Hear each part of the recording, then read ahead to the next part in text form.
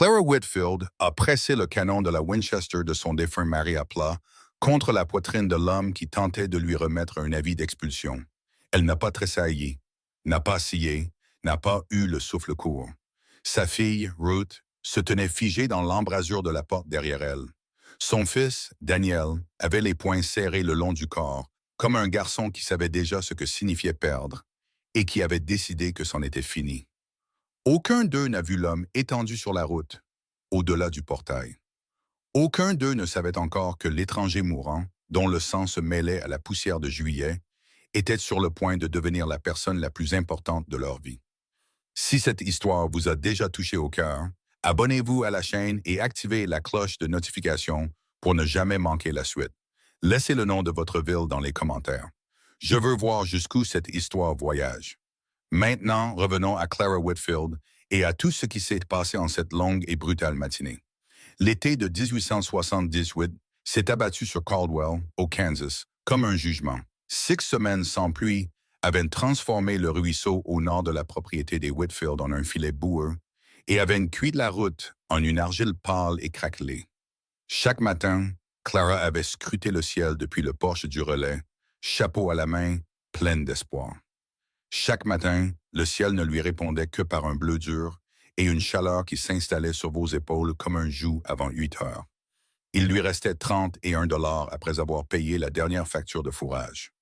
Le relais leur permettait de manger la plupart des mois. 8 diligences par semaine suffisaient à couvrir les frais de fourrage, les fournitures, le paiement du prêt et à mettre encore quelque chose de côté dans la boîte en fer blanc derrière le sac de farine. Mais les arpenteurs du chemin de fer étaient passés en mai et avaient dévié le trafic principal des diligences vers le sud pour suivre leur couloir de construction. Et depuis, le nombre de diligences était tombé à 3 ou 4 par semaine. La moitié de ses revenus disparut comme de l'eau sur une terre sèche. Et Samuel Draper, qui s'occupait des recouvrements pour la Kansas Territorial Land and Development Company, venait tous les mardis, comme un homme qui aimait son travail. Elle était dans la cour quand elle a entendu son cheval ce matin-là, transportant de l'eau de la pompe à l'abreuvoir. Ses bras portaient le poids sans se plaindre, comme toujours. Elle a posé le seau, s'est redressée et s'est tournée vers le portail avant même que Draper n'apparaisse. Il est descendu de sa selle avec les mouvements prudents d'un homme qui prenait grand soin de ses vêtements. Madame Whitfield, il a touché le bord de son chapeau. « Bonjour, Monsieur Draper. J'ai quelque chose ici qui requiert votre attention. » Il a sorti une enveloppe de son manteau. Des affaires de la compagnie. Quel genre d'affaires de la compagnie? Un changement d'échéance sur votre prêt. Monsieur Voss a restructuré les conditions de paiement pour plusieurs propriétés le long du couloir. Clara n'a pas tendu la main pour prendre l'enveloppe. Quel genre de restructuration? Paiement intégral dans 60 jours à compter d'aujourd'hui, au lieu de 90. Elle l'a regardé. C'est 30 000 $. Oui, madame. Vous savez que je n'ai pas 30 000 $. La compagnie envisagerait d'autres arrangements. Le sourire de Draper était du genre de ceux qu'on répète devant un miroir. Un transfert de titre de propriété en lieu et place du paiement. Vous auriez jusqu'à la fin du mois pour quitter les lieux, ce qui est généreux étant donné les circonstances, et la compagnie, arrêtez-vous là. La voix de Clara était calme. Ce calme n'était pas l'absence de sentiment. C'était le réceptacle qui contenait tout. Mon mari a signé ce prêt avec une échéance de 90 jours. C'était de l'accord. Vous n'avez pas le droit de changer la date simplement parce que ça arrange votre employeur. Les termes permettent une restructuration en cas de... Où est-il écrit dans ce contrat que Arlen Voss peut changer une date quand il le décide? Elle a fait un pas vers lui. Montrez-moi. Draper a tenu bon, mais son expression a légèrement changé. Il faisait ce travail depuis assez longtemps pour savoir à quoi ressemblaient les différents types de femmes quand elles se bluffaient, et il était moins sûr que d'habitude de savoir à quel type il avait affaire.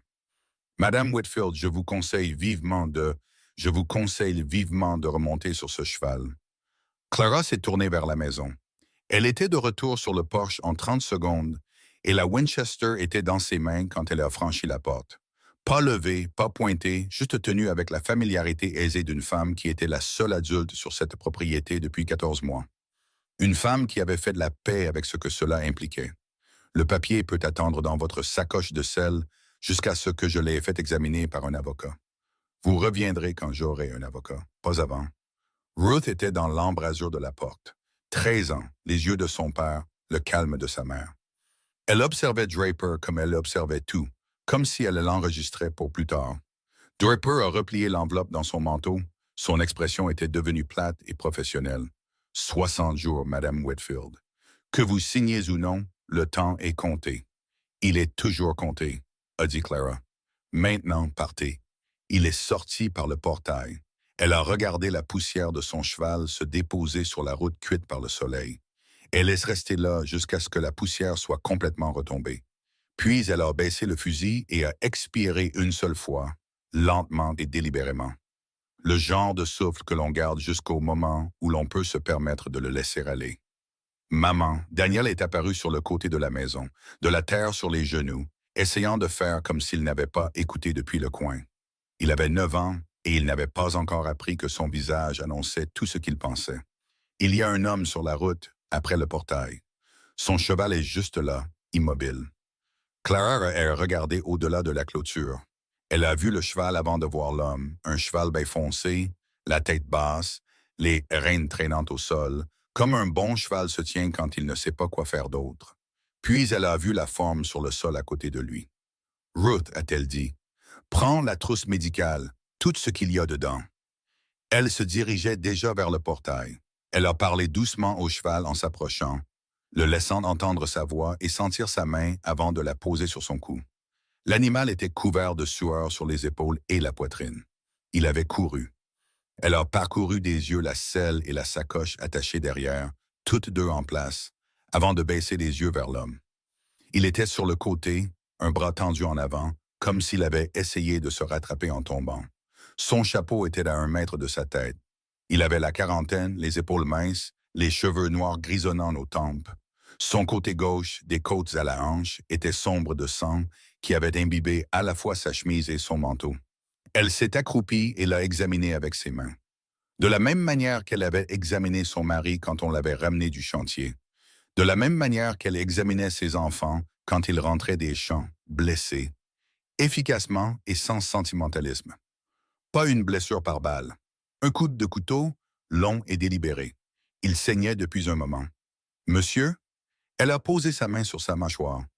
Vous êtes avec moi? Ses yeux se sont ouverts, gris, injectés de sang, lent à faire le point. Il a regardé son visage comme un homme qui décide de ce qui est réel. Où? Sa voix est sortie, éraillée et faible. Au relais Whitfield, à 5 kilomètres au nord de Caldwell. Vous êtes en sécurité. Elle a glissé sa main sous son épaule. J'ai besoin que vous m'aidiez à vous mettre debout. Je peux me débrouiller. Il a essayé de se relever, ses bras tremblaient sous l'effort. Vous pouvez vous débrouiller pour rouvrir cette blessure si vous ne faites pas attention, a-t-elle dit. Laissez-moi prendre le poids. Daniel, elle s'est retournée vers son fils. Va chercher Thomas, dis-lui d'apporter la civière. Thomas Reyes est arrivé de la forge en moins de 2 minutes, car Thomas venait toujours quand Clara appelait et ne posait jamais de questions inutiles avant que le travail ne soit fait. Il avait 28 ans, une large poitrine, de la suie sur les avant-bras et les mouvements réguliers et calmes d'un homme qui avait passé des années à faire un travail précis dans une chaleur intense. Il a pris le côté gauche de l'homme blessé sans qu'on le lui dise, et Clara a pris son droit. À eux deux, ils l'ont fait passer par le portail, monter les marches du porche et l'ont emmené dans la chambre du fond. Ils l'ont installé sur le lit de camp. Ruth avait ouvert la trousse sur la table d'appoint, les fournitures disposées dans l'ordre que sa mère lui avait enseigné. Elle se tenait contre le mur, les bras le long du corps, ses yeux absorbant tout. « Je vais nettoyer cette coupure et la recoudre, » a dit Clara à l'homme. « Ça va faire mal. Faites ce que vous avez à faire, a-t-il dit. Ne bougez pas quand je commencerai. » Elle a versé l'acide phénique et il a agrippé le bord du lit de camp. Il a émis un son sourd dans sa gorge qu'il essayait clairement de ne pas faire. Et Clara a travaillé vite, car le moyen le plus rapide de traverser une mauvaise passe est de la traverser. Quand la suture a été terminée, elle a couvert la blessure, s'est redressée et a regardé son visage. Il la regardait en retour. Pas comme les hommes blessés regardent habituellement la personne qui vient de les aider, avec le soulagement doux et flou de quelqu'un qui n'attendait plus rien de bon. Il la regardait avec une attention totale, comme un homme qui fait le point.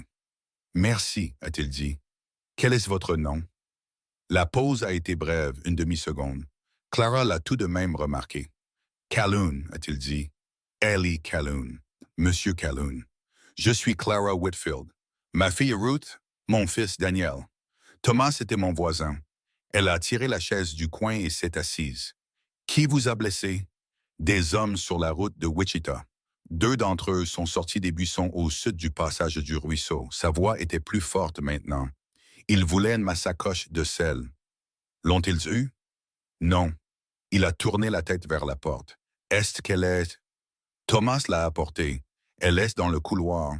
Elle s'est levée, l'a prise et l'a posée sur le sol à côté du lit de camp. Et elle a vu ses yeux se poser dessus et y rester.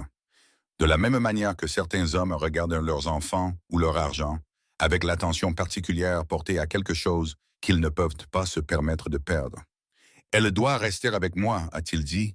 Elle est juste là, a-t-elle répondu. Je veux dire, j'ai besoin de savoir qu'elle est. Monsieur Calhoun, elle s'est assise. Je n'ai pas l'habitude de fouiller dans les affaires des autres. La sacoche est là et elle y restera. Pour l'instant, vous devez rester immobile et laisser cette suture tenir. Elle a fait une pause. Où alliez-vous? Topeka. C'est un long trajet depuis la route de Wichita. Vous allez dans la mauvaise direction. J'avais une raison de venir d'abord vers le nord. Il l'a regardé avec la même attention totale qu'auparavant. Votre relais était sur ma route. Elle a laissé cette information en suspens. Pourquoi? Il a ouvert la bouche, puis il s'est arrêté. Plus tard, a-t-il dit. Quand j'aurai plus de force pour le dire correctement. Clara l'a étudié un long moment, puis elle s'est levée. Reposez-vous, a-t-elle dit. J'enverrai Ruth avec de l'eau. Elle est sortie, a tiré la porte pour la laisser entr'ouverte et s'est tenue dans le couloir, la main à plat sur le mur. Ses yeux fixaient le vide, passant en revue ce qu'elle savait, ce qui n'était pas grand-chose. Et ce qu'elle ressentait, ce qui était trop de choses se déplaçant dans trop de directions à la fois. Agnes Beaumont est arrivée à 3 heures, comme Agnes arrivait toujours quand quelque chose se passait. Car Agnes avait un 6e sens pour les événements, fruit de 60 ans d'attention. Elle était petite et précise, avec des cheveux argentés coupés courts et des mains qui avaient fait tous les types de travaux que ce territoire exigeait d'une personne. Elle est entrée par la porte de derrière, qu'elle utilisait toujours, a posé un pain de maïs emballé sur la table sans commentaire, et s'est assise en face de Clara. Draper est venu ce matin. Ce n'était pas une question. Il est venu. Clara lui a versé une tasse. Voss a avancé la date de 30 jours. J'ai 60 jours pour trouver 30 000 $ ou lui céder le titre de propriété. La bouche d'Agnes est devenue une ligne fine et dure. Ce n'est pas dans les termes originaux du prêt. Je le sais, mais le savoir et le prouver sont 2 choses différentes. Il vous faut un avocat. Il me faut de l'argent pour avoir un avocat, et je n'ai ni l'un ni l'autre. Clara a posé sa tasse. Il y a aussi un homme dans ma chambre du fond. Il est tombé de cheval sur la route ce matin. Quelqu'un l'a blessé sur la route de Wichita. Ils en avaient après sa sacoche. Les yeux d'Agnes se sont tournés vers la porte du couloir. Il dit s'appeler Eli Calhoun. Le silence qui s'est installé chez Agnes n'était pas du genre confortable. C'était le genre de silence qui survient quand le visage d'une personne devient très immobile parce que son esprit travaille très vite. Clara connaissait Agnes Beaumont depuis 9 ans et elle avait appris à lire cette immobilité particulière. « Vous connaissez ce nom? » a dit Clara. « Je connais ce nom. » Agnes a regardé la porte du couloir. Eli Calhoun était un détective de l'agence Pinkerton, bureau de Kansas City, un de leurs hommes les plus expérimentés. Il a quitté l'agence il y a environ 2 ans. Pourquoi est-il parti? Il y a 2 versions. L'une est qu'il a refusé une mission impliquant une grève, des briseurs de grève, quelque chose qu'il ne voulait pas faire. L'autre version, celle qu'on raconte à voix basse, est qu'il a découvert qui était vraiment l'un de ses clients et à quoi ce client utilisait son travail. Agnes a regardé Clara. Le client était Arlen Voss. La cuisine est devenue très silencieuse. Clara a entendu Ruth dans la chambre du fond dire quelque chose de doux. La façon dont Ruth parlait aux gens blessés. Elle a entendu la voix d'Eli Calhoun répondre, basse et égale. « Il travaillait pour l'homme qui essaie de me prendre ma terre, » a dit Clara. « C'est ce que je sais, » a dit Agnes. « Ce que cela signifie en ce moment, je ne peux pas le dire avec certitude. » Clara s'est levée, a descendu le couloir et a poussé la porte. Eli était appuyé contre le mur, et déjà, elle était au mur. les yeux ouverts. Ruth était assise sur le tabouret à côté du lit de camp. L'expression sur son visage quand Clara est entrée lui a dit qu'il avait entendu chaque mot à travers la fine cloison de planche.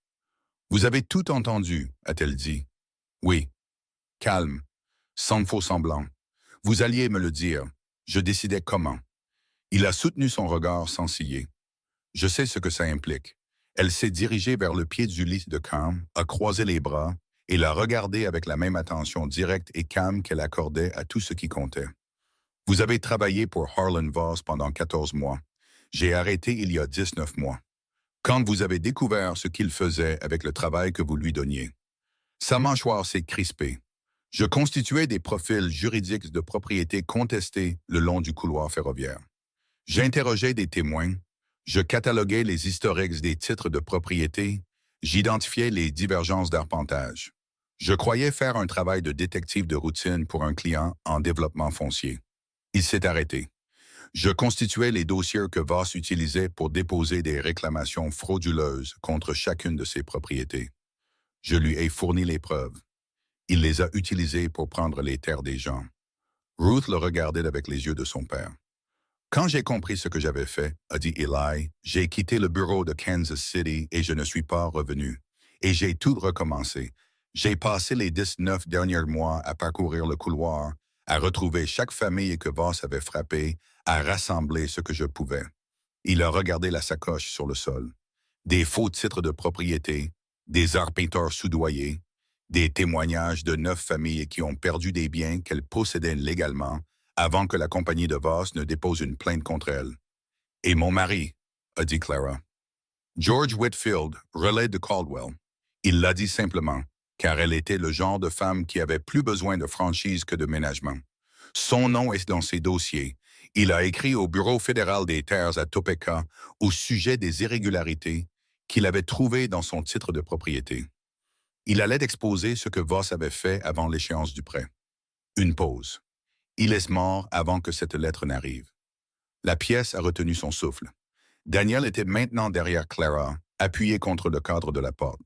Il était venu sans que personne ne l'appelle, comme les enfants viennent quand quelque chose d'important se passe et qu'ils comprennent à un certain niveau qu'ils ont le droit d'y assister. « Qu'êtes-vous en train de me dire ?» a dit Clara. Sa voix était parfaitement égale. Elle l'avait rendue égale par pure force de volonté. « Je suis en train de dire que votre mari n'est peut-être pas mort par accident. » Eli a soutenu son regard. « Et je dis que j'ai assez de choses dans cette escroche pour démanteler Harlan Voss.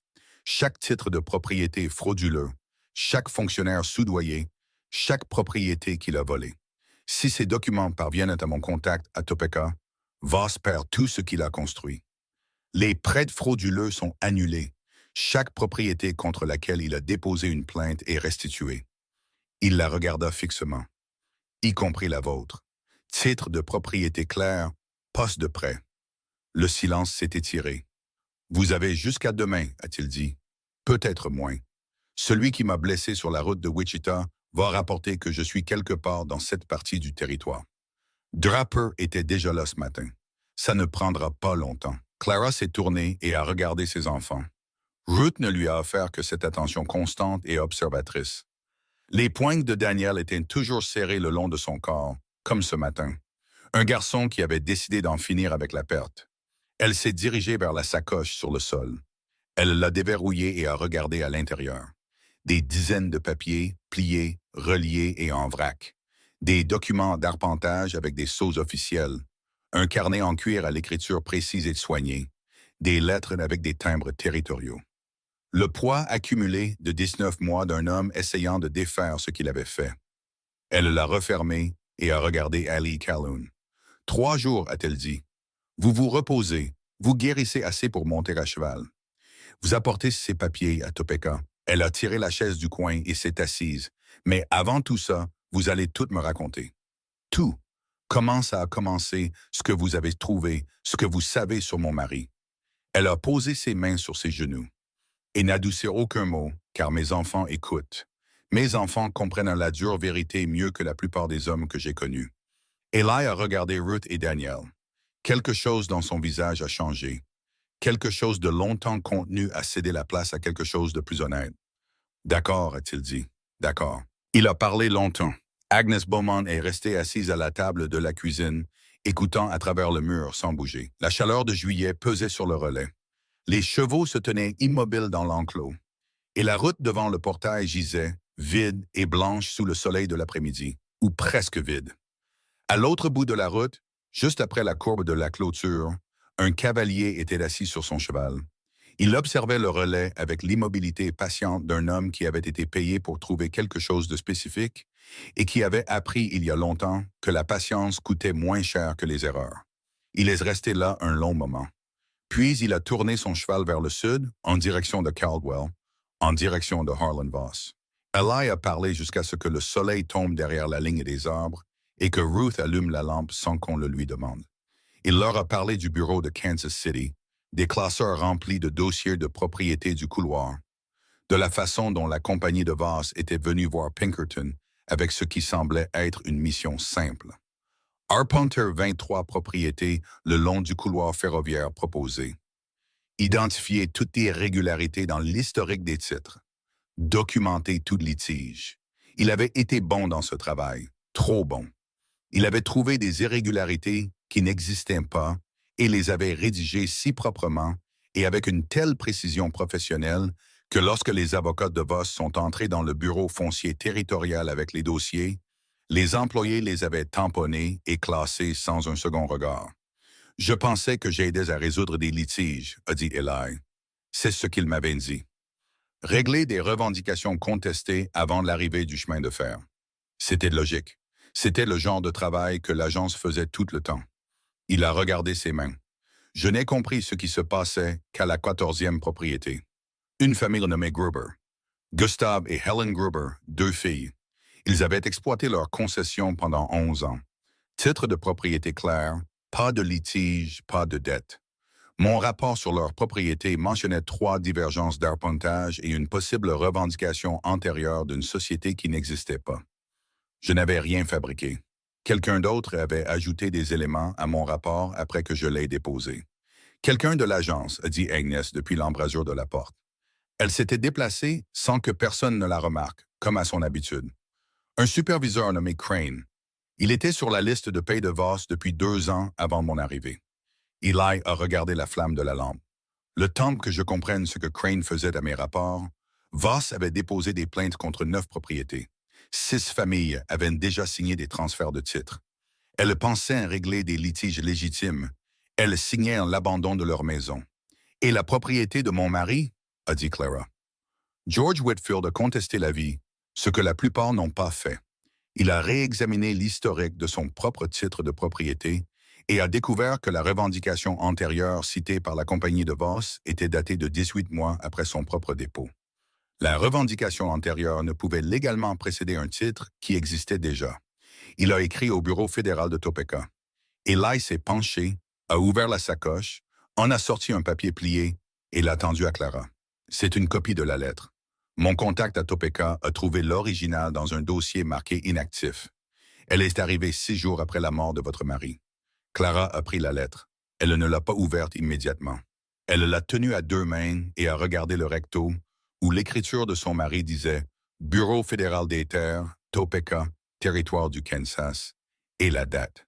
Et elle a respiré par le nez, calmement et délibérément. Ruth observait les mains de sa mère. Daniel était devenu très immobile contre le cadre de la porte. Clara a ouvert la lettre et l'a lue. Personne n'a parlé. La lampe faisait son petit bruit et dehors, un cheval a changé de position dans l'enclos et c'était tout. Elle a replié la lettre et l'a posée sur ses genoux. Il savait, a-t-elle dit. Il savait exactement ce que Voss avait fait. Oui, et il allait le prouver. Oui. Et puis il a eu un accident. Elle a prononcé le mot avec la précision plate de quelqu'un qui pose une pierre sur une table. Juste la poser, sans encore rien demander. Je ne sais pas avec certitude ce qui est arrivé à votre mari, a dit Ellie. Je veux être honnête sur la ligne entre ce que je sais et ce que je soupçonne. Ce que je sais, c'est qu'il a écrit cette lettre. Ce que je sais, c'est que 3 hommes qui ont déposé des plaintes similaires contre la compagnie de Voss, dans les 2 ans précédant la mort de votre mari, ont tous eu des accidents ou des maladies soudaines dans les mois qui ont suivi leur plainte. Ce que je soupçonne, il s'est arrêté. Madame Whitfield, je peux vous dire ce que je soupçonne, Mais j'ai besoin que vous compreniez que la suspicion n'est pas une preuve, et je ne vous donnerai pas un fardeau que je ne peux pas étayer par des preuves. Dites-le-moi quand même, je soupçonne que Voss a quelqu'un au sein du bureau du shérif du comté, et peut-être au sein de la juridiction du marshal territorial, qui signale les plaintes avant qu'elles ne puissent être traitées. Et je soupçonne que lorsque le nom de votre mari est apparu sur cette liste, quelqu'un a pris une décision. Il a soutenu son regard. La preuve dont j'aurais besoin pour cette affirmation spécifique est ce que je n'ai pas. Tout le reste dans cette sacoche, les faux titres de propriété, les arpenteurs soudoyés, les fausses revendications antérieures, la société écran que Voss a utilisée pour déposer plainte, tout cela est documenté, attesté par des témoins et prêt à être remis à un juge fédéral. La pièce a absorbé cela pendant un long moment. Alors, qu'est-ce qui vous empêche de l'emmener à Topeka? A dit Clara. Deux hommes avec des couteaux sur la route de Wichita, voilà ce qui m'en empêche. Il s'est déplacé sur le lit de camp et a grimacé. Je déplace cette sacoche depuis 6 semaines, par 3 itinéraires différents, parce que Voss sait que je l'ai et il sait ce qu'il y a dedans. Quels que soient ces hommes ce matin, ce n'étaient pas des bandits de grand chemin. Les bandits de grand chemin prennent votre cheval et votre argent et s'en vont. Ils en avaient un spécifiquement après la sacoche et ils savaient où j'allais. Il la regarda fixement. Je suis arrivé jusqu'à votre portail et puis je n'ai pas pu aller plus loin. Voilà où nous en sommes. Agnes est alors entrée complètement dans la pièce, a pris la chaise du coin sans demander et s'est assise avec l'autorité tranquille d'une femme qui avait gagné le droit de s'asseoir où elle le voulait. « Comment saviez-vous pour Clara? » a-t-elle dit. « Vous avez dit que sa propriété était sur votre route. Eli Calhoun ne remontait pas vers le nord depuis la route de Wichita par accident. »« Non, a-t-il dit, ce n'était pas un accident. »« Alors, dites le reste. » Il a regardé Agnes, puis Clara, la lettre que votre mari a écrite à Topeka. Mon contact l'a trouvée et m'en a envoyé une copie il y a 4 mois. George Whitfield avait rassemblé sa propre documentation. Il faisait référence au registre des titres de propriété, aux bornes d'arpentage originales, aux dates, aux dépôts de la compagnie. Il était méticuleux. Quelque chose dans la voix d'Eli a changé et est devenu plus calme et plus prudent. Il a également fait référence à un deuxième ensemble de documents qu'il disait avoir cachés sur la propriété, son propre dossier de preuve. Il a dit que s'il lui arrivait quelque chose, sa femme saurait où il se trouvait. Le silence dans la pièce est devenu d'un autre genre. Clara l'a regardé. Il ne m'a jamais parlé de documents. Il n'en a peut-être pas eu l'occasion. Eli observait son visage. Ou il a peut-être fait confiance au fait que, le cas échéant, vous les trouveriez. Ruth s'est levée du tabouret. « Papa avait une boîte, a-t-elle dit. » Clara s'est tournée et a regardé sa fille. « Dans la grange du relais, a dit Ruth. Derrière la 3e stalle en partant de la gauche, il y a une planche lâche au bas du mur. Il y allait parfois quand il pensait que nous dormions. Je l'ai vu une fois à travers l'interstice de la porte de la grange. Il avait une boîte en fer blanc. Il l'a regardée, puis il l'a remise en place et a recouvert la planche. Elle a regardé sa mère avec les yeux de son père. Je ne te l'ai jamais dit parce qu'il agissait comme si c'était privé, comme si c'était quelque chose qu'il devait garder pour lui. Clara s'est levée. « Maman, a dit Daniel. Restez ici, a-t-elle dit. Restez ici tous les deux. » Elle a regardé Thomas, qui était revenu à l'intérieur et se tenait au fond de la pièce. « Thomas, je suis juste derrière vous, a-t-il dit. » Ils sont sortis par la cuisine, ont traversé la cour et sont entrés dans la grange du relais. Clara a longé la rangée de stalles sans hésiter. 1, 2, 3. Ouais, elle s'est accroupie au bas du mur gauche et a passé ses mains le long des planches jusqu'à ce qu'elle sente celle qui bougeait. Elle l'a retirée. Derrière, il y avait une boîte en fer blanc, du genre utilisé pour garder les papiers au sec, fermée hermétiquement par un loquet. Elle l'a serrée contre sa poitrine et s'est relevée. George, a-t-elle dit très doucement à personne, juste à la grange, à l'obscurité, et à ce qui restait d'un homme qui avait vu ce qui allait arriver et avait fait ce qu'il pouvait avant que cela n'arrive. Elle l'a ramené à la maison. Eli était assis plus droit quand ils sont revenus. Il l'a regardé poser la boîte sur le sol, déverrouiller le loquet et l'ouvrir. Il l'a regardé sortir le contenu avec les mains prudentes d'une femme manipulant quelque chose qui avait appartenu à quelqu'un qu'elle avait aimé. Et quand elle a commencé à lui passer les papiers un par un, Son expression est devenue quelque chose qui n'était pas tout à fait lisible, pas tout à fait une seule chose. Comme un homme se tenant devant quelque chose de beaucoup plus grand que ce à quoi il s'attendait. Des cartes d'arpentage avec des annotations manuscrites dans les marges. Une liste de dates et de noms de sociétés. 3 lettres d'un arpenteur de Wichita qui avait signé 2 des fausses revendications antérieures et avait ensuite écrit en privé à George Whitfield pour dire qu'il avait été payé pour le faire et qu'il avait peur de ce dans quoi il s'était embarqué. Des reçus avec des montants et des initiales qui correspondaient aux fonctionnaires soudoyés dans les propres dossiers d'Ely. Il a monté le même dossier, a dit Ely, mais de l'autre côté, du côté du propriétaire. George était prudent, a dit Thomas, très prudent et très patient. Ensemble, a dit Eli, en parlant des 2 ensembles de documents, ce n'est pas seulement suffisant pour une enquête fédérale, c'est suffisant pour une mise en accusation fédérale. Il a regardé Clara. Harlan Voss est fini. Si ces documents atteignent Topeka. Alors nous nous assurerons qu'ils atteignent Topeka, a dit Clara. Madame Whitfield, il a soutenu son regard. J'ai besoin que vous compreniez ce que cela signifie. Voss sait à peu près où je suis. D'ici demain matin, il saura que je me suis arrêté quelque part près de Caldwell. Quand Draper rapportera sa visite de ce matin, ce qu'il fera, il saura déjà où je suis. Ils viennent ici tous les mardis depuis 2 mois, a dit Clara. Je ne me cache pas de Harlan Voss, Monsieur Calhoun. Je n'ai pas cette option. Agnes s'est penchée en avant sur sa chaise. Nous devons envoyer un cavalier à Topeka avant que Voss ne puisse envoyer quelqu'un pour l'intercepter. Un contact fédéral, pas territorial. Le bureau du Marshal territorial est peut-être compromis, comme vous l'avez dit. Mon contact est un commissaire fédéral des terres, le juge Elias Marsh. Il sait que l'affaire arrive. Il l'attend. Eli a regardé sa blessure. Je peux monter à cheval d'ici le matin si nécessaire. Vous ne pouvez pas monter à cheval d'ici le matin, a dit Clara. Vous rouvrirez cette suture à cheval avant de quitter le comté et vous vous viderez de votre sang dans un fossé. Elle l'a dit sans émotion, comme un fait. J'ai besoin d'un autre moyen. Junior, a dit Ruth depuis l'embrasure de la porte. Tout le monde l'a regardé. Junior Hicks. Ruth a regardé sa mère. Il était coursier express pour la Caldwell Freight Line avant de venir travailler pour nous. Monsieur Alderton disait qu'il était le cavalier le plus rapide de la route du Sud. Il connaît toutes les routes entre ici et Topeka. Junior Hicks avait 16 ans, mince comme un piquet de clôture, avec des taches de rousseur sur le nez. Il avait le genre d'assurance qui vient quand on est seul depuis l'âge de 12 ans. Il dormait dans la sellerie à l'extrémité est de la grange du relais. Il était à la porte de la cuisine moins de 2 minutes après que Ruth soit allée le chercher, enfilant encore sa botte, jaugeant l'ambiance de la pièce comme les jeunes le font quand ils ont appris que l'humeur d'une pièce peut changer votre situation sans avertissement.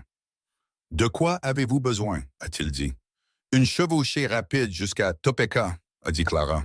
« Bureau du commissaire fédéral des terres, un homme nommé juge Elias Marsh. Tu livres un paquet scellé directement à lui. À personne d'autre, pas un employé, pas un assistant, à lui personnellement. » Junior a regardé la boîte en fer blanc sur le sol, Eli sur le lit de camp et le visage de Clara. Quel genre de personne pourrait essayer de m'arrêter? Le genre qui vient de planter un couteau dans cet homme, a dit Clara en désignant Eli. Junior a réfléchi à cela pendant environ 4 secondes. J'aurais besoin de la grise, a-t-il dit. Elle est plus rapide que tout ce que j'ai de scellé.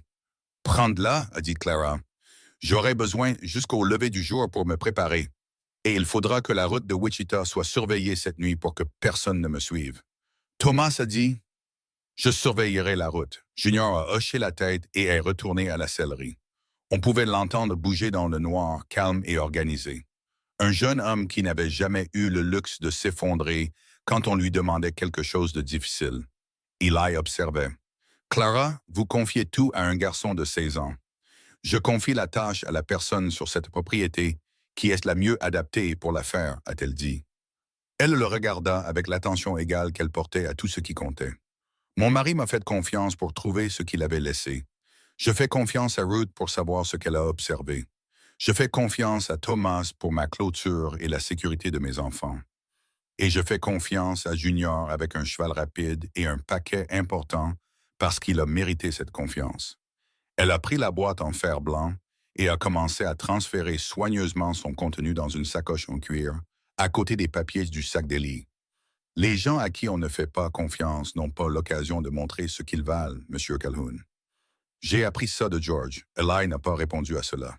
Il a regardé ses mains travailler, et il était silencieux, à la manière d'un homme à qui l'on vient de montrer quelque chose qu'il avait besoin de voir.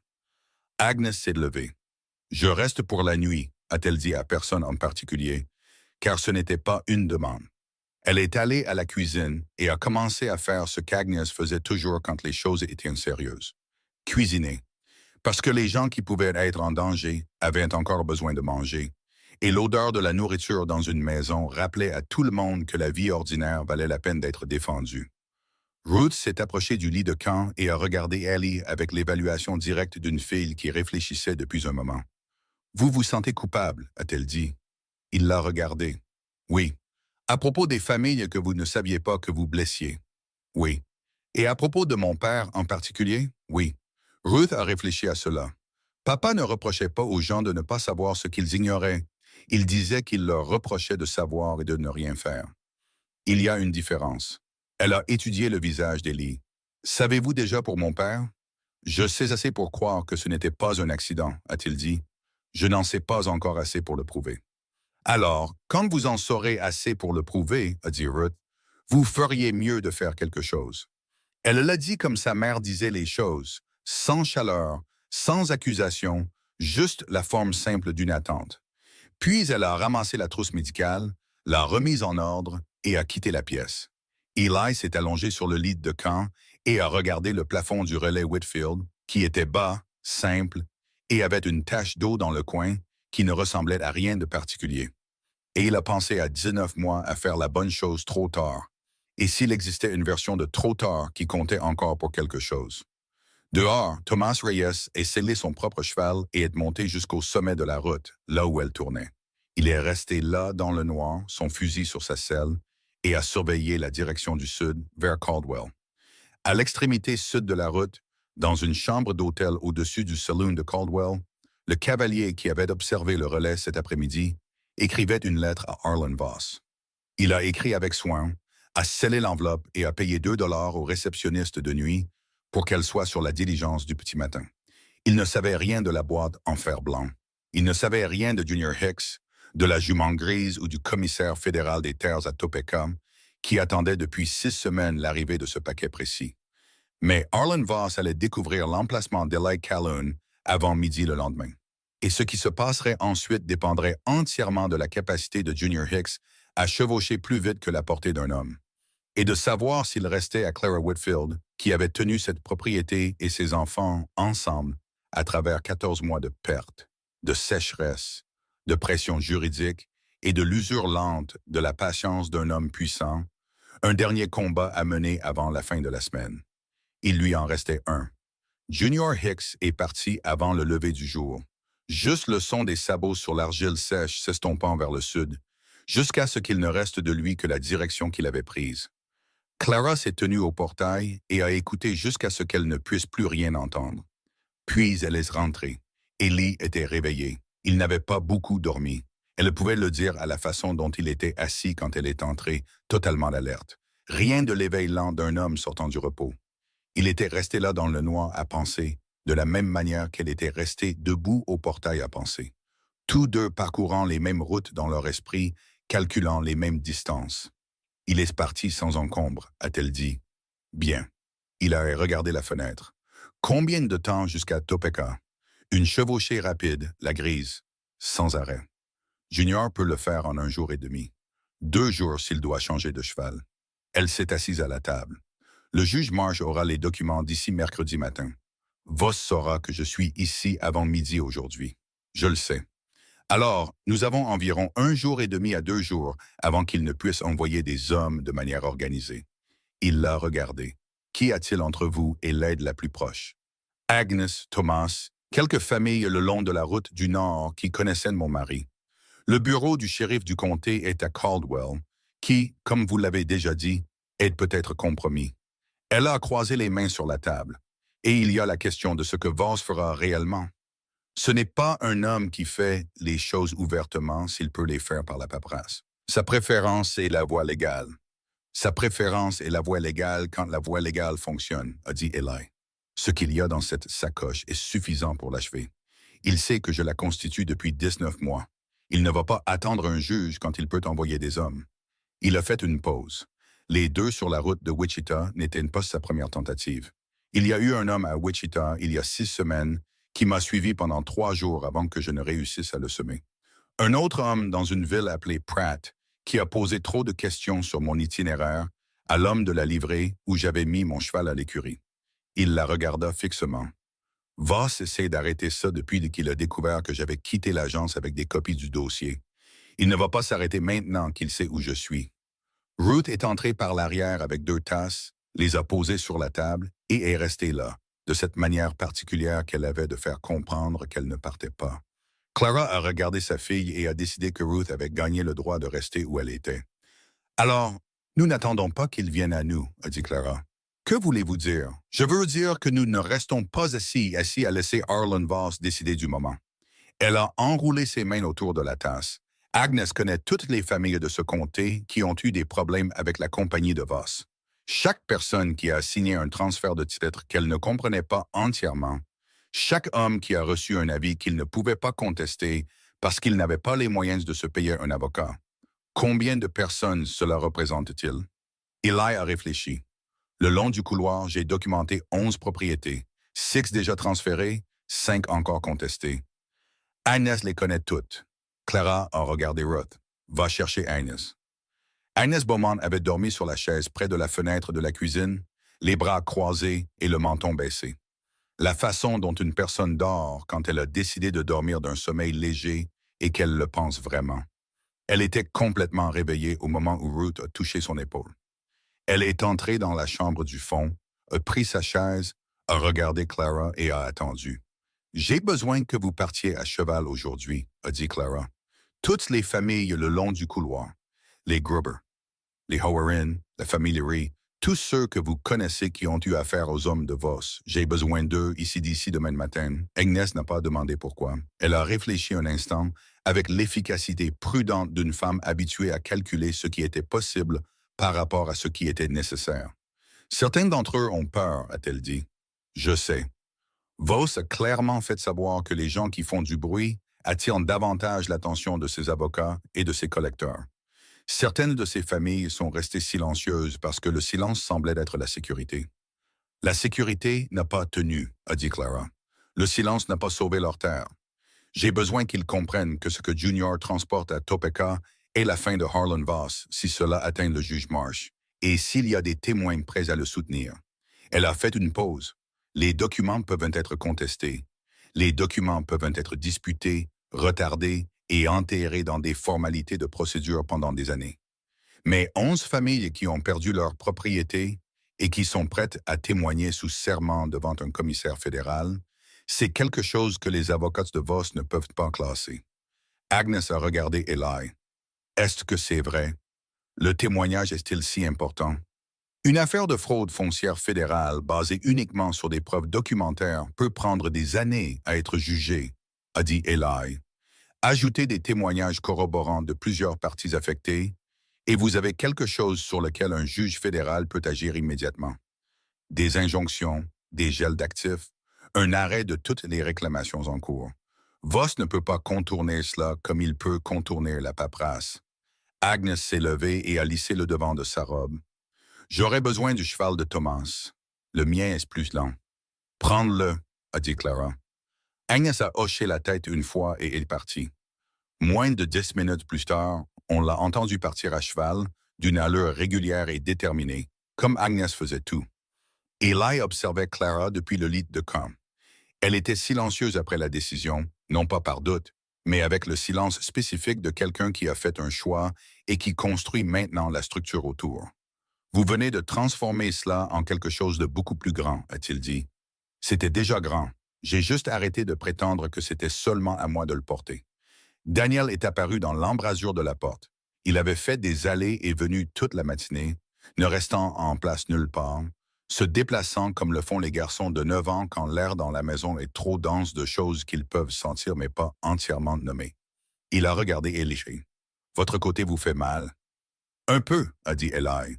Maman a recousu mon bras une fois quand je me suis coupé sur le fil de clôture.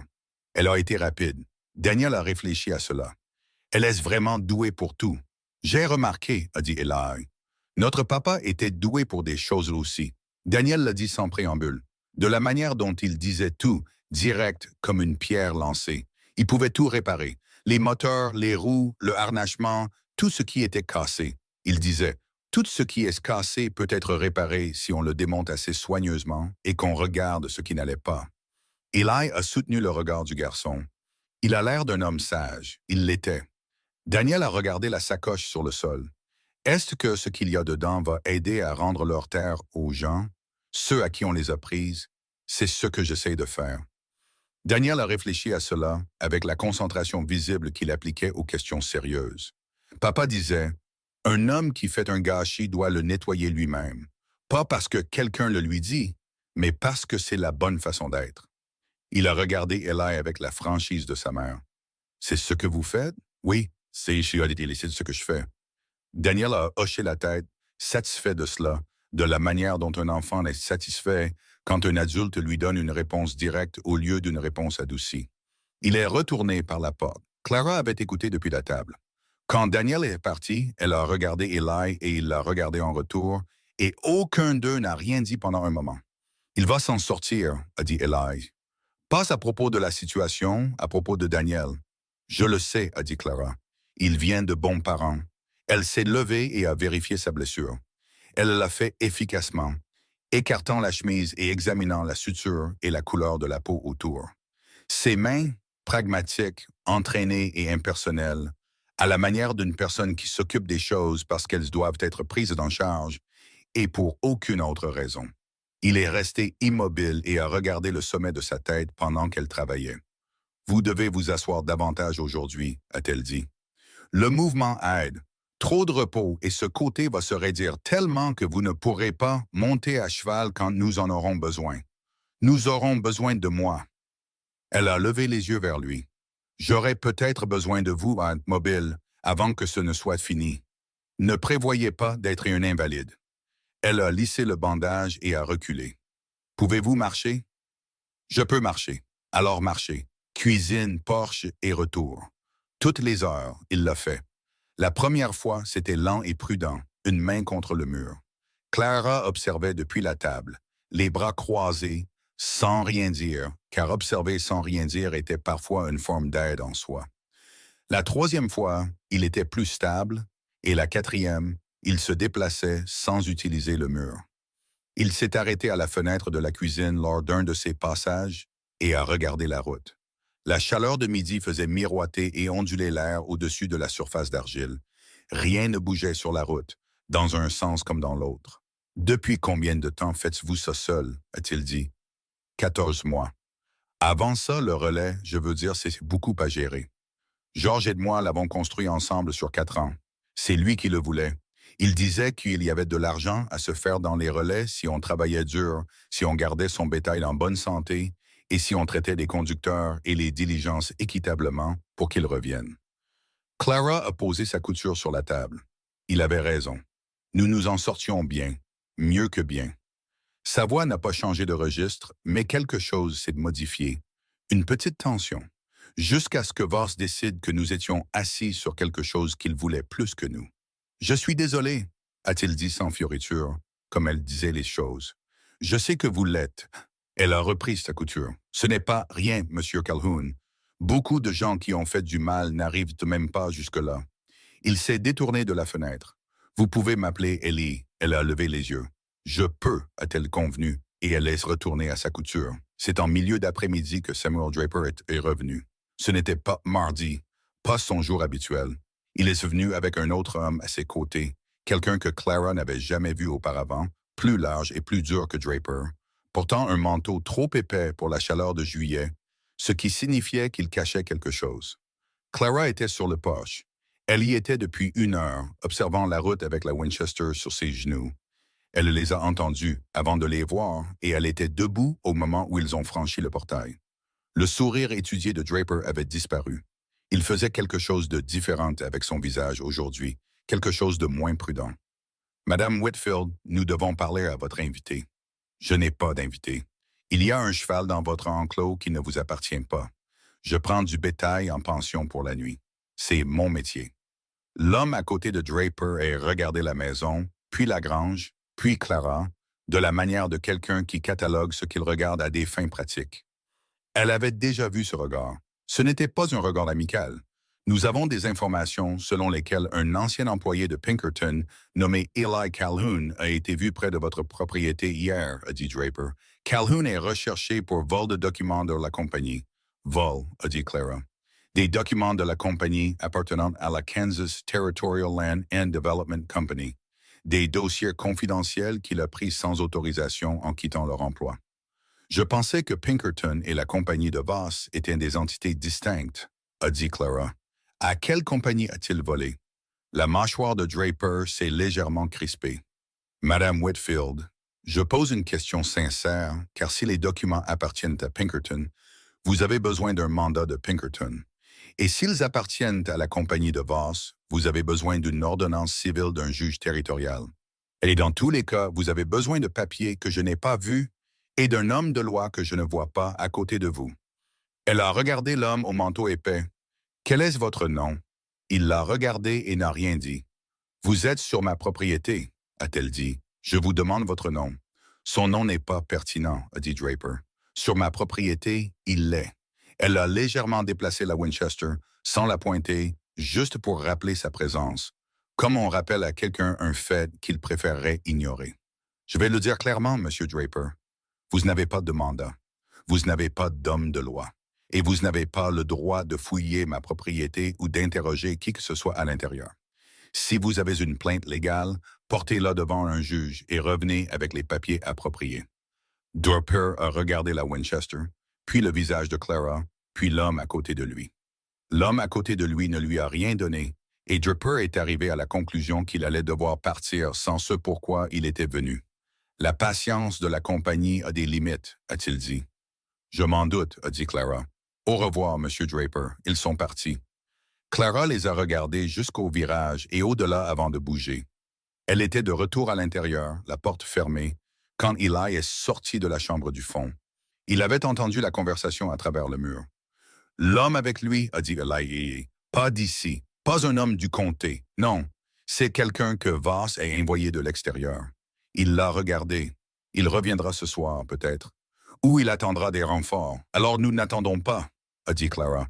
Elle s'est tournée vers Ruth, qui était dans l'embrasure de la porte de la cuisine, avec son habituelle immobilité vigilante.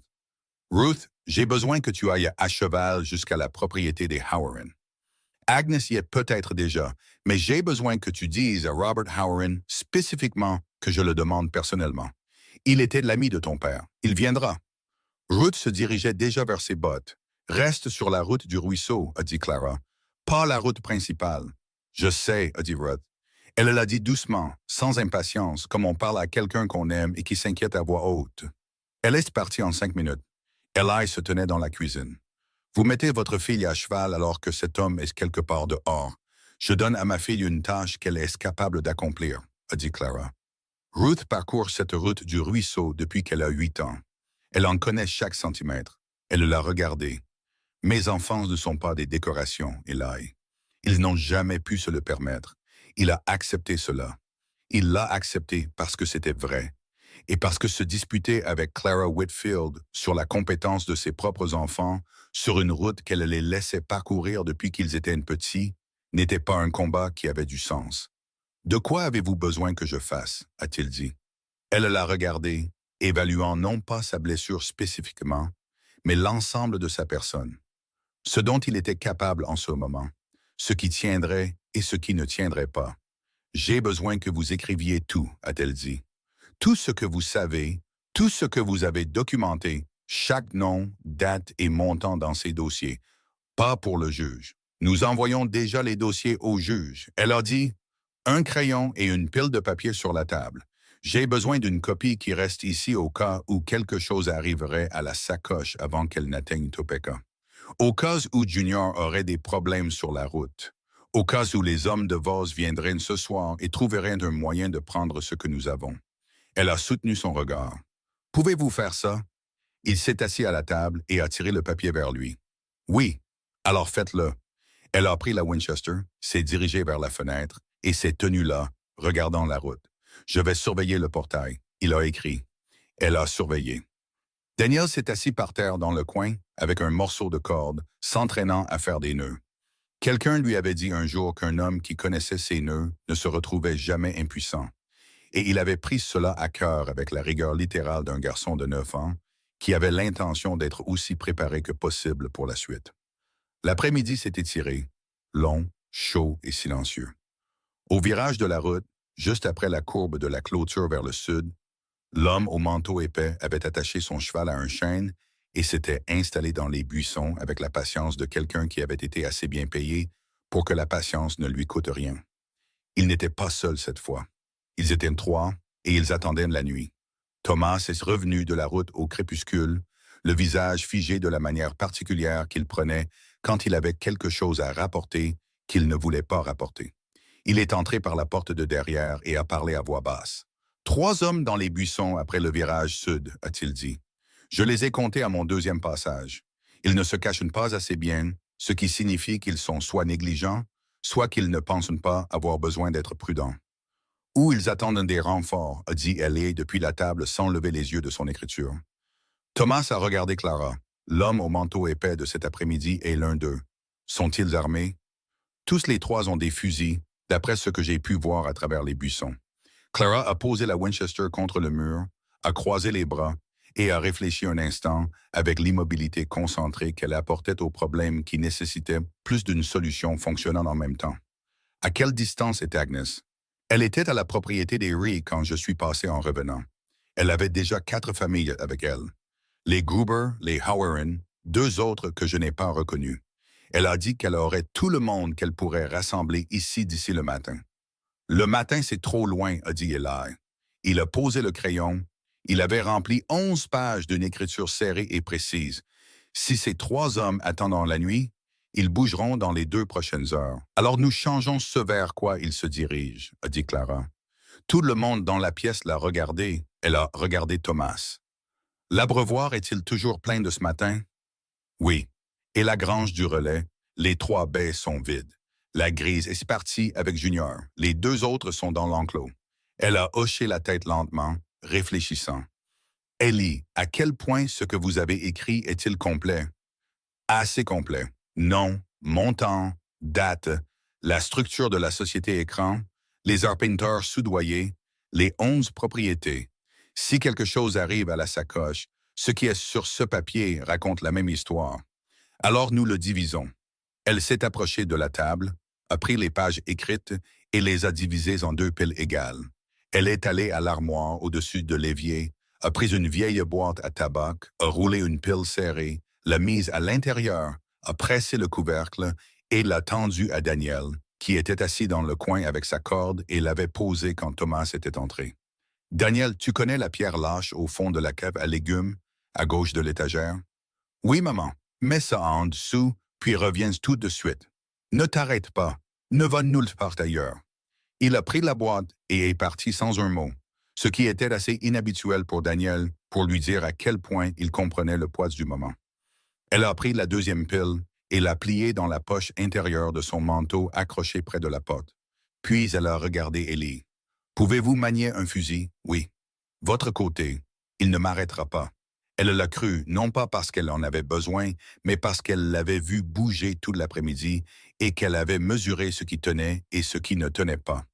De la même manière silencieuse et continue qu'elle mesurait tout. « Alors voici ce que nous faisons, » a-t-elle dit. « Thomas, j'ai besoin de vous de retour sur la route, pas pour surveiller. J'ai besoin qu'il vous voie. Passez ce virage, lentement, visiblement. Donnez-leur quelque chose à regarder qui ne soit pas la maison. » Thomas a compris immédiatement. Ils se dirigeaient déjà vers la porte. « Quand ils se dirigeront vers la maison, » a poursuivi Clara, « je veux qu'ils viennent par l'avant, pas qu'ils se divisent sur les côtés. Thomas, quand vous m'entendrez tirer une fois depuis le porche, vous remonterez la route vite et bruyamment. Je veux qu'ils se sentent pris entre 2 feux. » Elle a regardé Eli. « Vous serez à la fenêtre arrière. Si l'un d'eux fait le tour, et avant, ils vous entendront avant de voir quoi que ce soit. Et moi, a dit Ruth, Elle était revenue de la propriété des Howard il y a 20 minutes et était dans la pièce depuis, silencieuse et vigilante. Toi et Daniel, vous êtes dans la cave à légumes dès que ces hommes bougent de ces buissons, a dit Clara. Ce n'est pas une discussion. Ruth a ouvert la bouche. Ruth, la voix de Clara n'était pas forte. Elle n'en avait pas besoin. Il y a des choses que j'ai besoin que tu fasses dans ce monde que je ne peux pas faire moi-même ce soir. Garder ton frère en sécurité dans cette cave en est une. Peux-tu faire ça pour moi? Ruth a fermé la bouche. Elle a regardé sa mère un long moment avec les yeux de son père. Oui, a-t-elle dit. Bien. Clara a pris la Winchester. Alors, soyons prêts. Daniel est revenu de la cave à légumes. Clara a envoyé les deux enfants à l'entrée de la cave avec l'instruction d'entrer et de tirer la porte dès qu'elle dirait le mot et pas avant. Car elle les voulait assez proches pour bouger vite, mais elle voulait aussi voir leur visage une dernière fois avant que ce qui allait arriver n'arrive. Elle s'est tenue à la porte de la cave et les a regardés dans la faible lumière du début de soirée. Elle a gardé son visage calme et sûr, car c'est ce qu'ils avaient besoin de voir. Daniel a levé les yeux vers elle. « Maman, tu vas gagner. » Elle a posé brièvement sa main sur le dessus de sa tête. « Je le sais, a-t-elle dit. Entrez. » Elle a attendu que la porte de la cave soit fermée, puis elle est allée sur le porche, s'est tenue avec la Winchester, a regardé le virage de la route et a attendu. Eli est allé à la fenêtre de la chambre arrière, a vérifié ses lignes de mire et s'est installé. Son côté tirait avec une douleur chaude et persistante quand il levait le fusil, mais il a ajusté sa position, a trouvé l'angle qui faisait moins mal et l'a tenu. Il a pensé aux 11 pages dans la poche du manteau de Clara et aux 11 pages sous la pierre dans la cave à légumes. Il a pensé à la sacoche entre les mains de Junior Hicks, quelque part sur la route de Topeka. Et il a pensé au fait que Harlan Voss pouvait envoyer tous les hommes qu'il avait et ne pourrait toujours pas reprendre ce qui était déjà en mouvement contre lui. Cette pensée a aidé pour son côté. La lumière a quitté le ciel de la manière lente dont elle le fait en plein été. Le bleu s'approfondissant et s'assombrissant par degrés jusqu'à ce qu'il y ait des étoiles, une demi-lune et le reflet pâle de la route dans le noir. Clara les a entendus avant de les voir. 3 hommes se déplaçant dans des buissons secs font plus de bruit qu'ils ne le pensent. Et Clara Whitfield avait passé 4 ans à écouter cette terre la nuit. Et elle connaissait la différence entre le bruit d'un animal et celui d'un homme essayant de se déplacer comme tel. Ils sont sortis des buissons au sud du portail et ont remonté la route en formation lâche.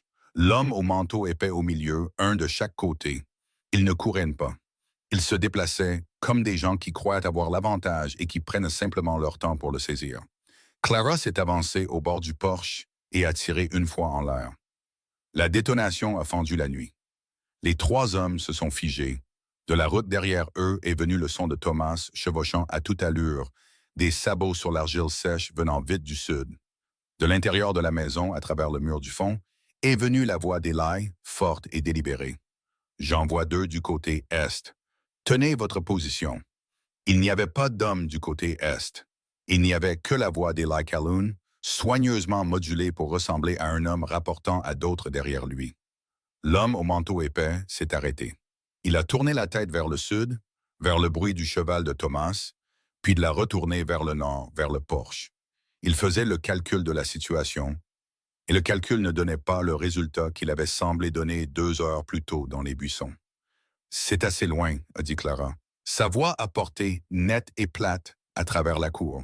« Vous êtes entre des cavaliers derrière vous et des fusils devant vous. Et quoi que vous soyez venu chercher ici ce soir, vous ne l'aurez pas. Maintenant, j'aimerais savoir qui vous a envoyé, mais je ne m'attends pas à ce que vous me le disiez, alors nous pouvons sauter cette partie. Ce que j'ai besoin que vous fassiez, c'est de laisser vos armes sur la route et de retourner à pied à Caldwell. » L'homme au manteau épais avait l'expression plate et réfléchie d'un professionnel qui recalculait le risque. Il a regardé le porche, la maison et la route derrière lui où Thomas s'était arrêté. Le bruit du cheval, fort et proche. « Madame, a-t-il dit. » Sa voix était plate et venait de quelque part à l'est, pas d'ici. « Vous ne savez pas au milieu de quoi vous êtes. »« Je sais exactement au milieu de quoi je suis, » a dit Clara. « J'y suis depuis 14 mois. La question est de savoir si vous savez au milieu de quoi vous êtes. » Elle a gardé le fusil à niveau. « Harlan Voss vous a envoyé ici ce soir pour une sacoche de documents. Cette sacoche a quitté cette propriété avant le lever du soleil ce matin. Elle est à Topeka maintenant, ou assez proche pour que ça n'ait pas d'importance. Il n'y a rien ici à prendre pour vous. Quelque chose a bougé sur le visage de l'homme au manteau épais. Un petit changement, rapidement maîtrisé. Même si c'est vrai, a-t-il dit, vous avez toujours un problème. Quel problème? Le prêt sur cette propriété. 60 jours, paiement intégral. Des documents à Topeka ne peignent pas les dettes. Des documents à Topeka qui prouvent que la créance a été déposée sur la base d'une revendication antérieure frauduleuse annulent totalement cette créance, a dit Eli depuis la fenêtre. Sa voix était claire et calme. Le titre de propriété original est clair. La revendication antérieure que Voss a déposée contre lui a été fabriquée par un arpenteur nommé Aldrich, qui a pris 400 $ pour la signer. La confession signée d'Aldrich est dans cette sacoche, avec 19 mois de preuves corroborantes. La créance meurt avec la fraude. Une pause. Dites à Voss que je l'ai dit. L'homme au manteau épais est resté très immobile. Vos armes, a dit Clara. Sur la route. Cela a pris un long moment. Puis l'homme au manteau épais a dégainé son arme de poing, l'a posée sur la route, a regardé les deux hommes avec lui, et ils ont fait de même, lentement et avec ressentiment. Ils ont laissé les fusils. Clara l'a noté et l'a gardé en mémoire. Maintenant, marchez, a-t-elle dit. Ils ont marché. Thomas les a suivis à distance à cheval jusqu'à ce qu'ils aient passé le virage. Puis il est revenu et a rapporté qu'ils avaient des chevaux attachés à un chêne plus au sud et qu'ils étaient partis en direction de Caldwell. Clara a laissé échapper le souffle qu'elle avait retenu partiellement depuis le coupe de feu, est allée à la porte de la cave et l'a ouverte. Ruth est sortie la première, puis Daniel. Et Daniel a regardé les 3 armes à feu sur la route avec les yeux écarquillés d'un garçon qui s'efforçait très fort de rester calme face à quelque chose de remarquable. Ils ont laissé leurs fusils, a-t-il dit. Oui, parce que tu les as forcés. Nous les avons forcés, a corrigé Clara. Tous ensemble. Ruth a regardé le visage de sa mère au clair de lune. Tu saignes, a-t-elle dit. Clara a baissé les yeux. À un moment donné, sans s'en rendre compte, elle s'était fait une écharde sur le dos de la main gauche avec la balustrade du porche. Ce n'était pas grave. Elle ne l'avait pas senti. Je vais bien, a-t-elle dit. Ruth a pris sa main quand même et l'a tenue. Et Clara l'a laissé faire, ce qui était leur propre forme de conversation, celle qui n'avait pas besoin de mots. Eli est sorti par la porte d'entrée, se déplaçant prudemment, une main sur le côté. Il s'est tenu sur le porche et a regardé la route, puis Clara. « Vous avez bien géré ça, a-t-il dit. « Nous avons bien géré ça, a-t-elle dit, utilisant la même correction qu'elle avait donnée à Daniel. « Allez vous asseoir avant de défaire ma couture. » Il a presque souri. C'était la première fois qu'elle voyait quelque chose qui s'en approchait sur son visage, et cela l'a légèrement changé. Cela a montré quelque chose sous le poids qu'il portait, quelque chose de moins usé, plus comme l'homme qu'il aurait pu être avant de passer 19 mois à réparer des dégâts. Agnes est arrivée 1 heure après minuit, avec 7 familles derrière elle.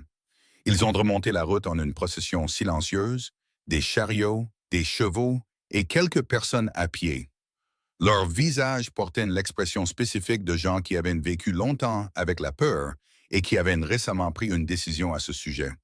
Les Gruber, Gustave et Helen et leurs 2 filles. Les Howerin, Robert et son fils aîné.